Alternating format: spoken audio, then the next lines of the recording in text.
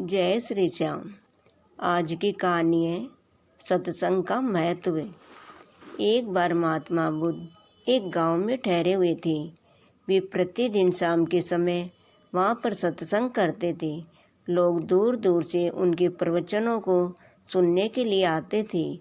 उनके प्रवचनों से लोगों को जीवन में सही दिशा का ज्ञान प्राप्त होता था।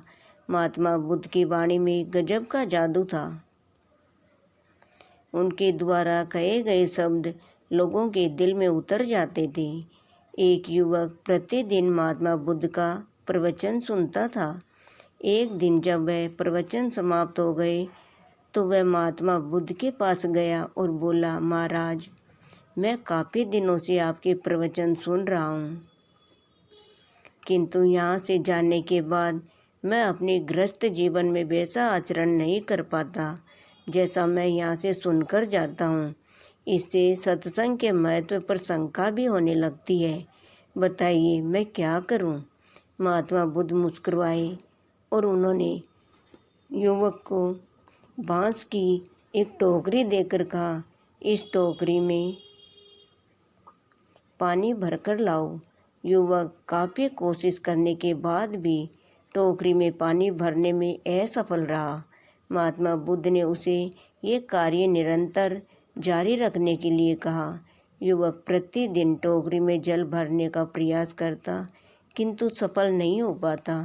कुछ दिनों बाद महात्मा बुद्ध ने उससे पूछा, इतने दिनों में टोकरी में लगातार जल डालने से क्या टोकरी में कोई फर्क नजर आया?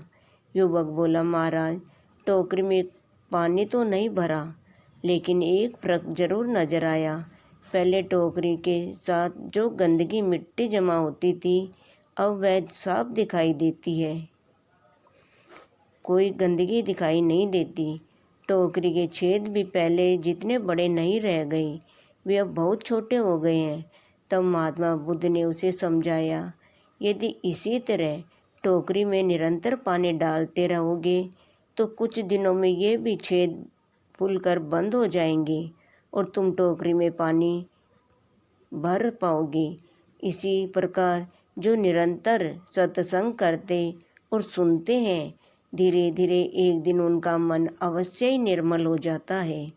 अवगुणों के छिद्र भरने लगते हैं और गुणों का जल भरने लगता है। इस तरह युवक ने महात्मा बुद्ध से अपनी समस्याओं का समाधान पा लिया।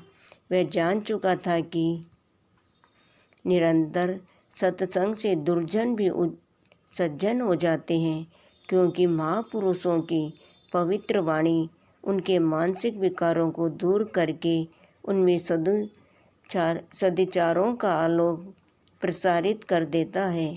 निरंतर सत्संग से मनुष्य अपने जीवन में भी परिवर्तन को महसूस करता है।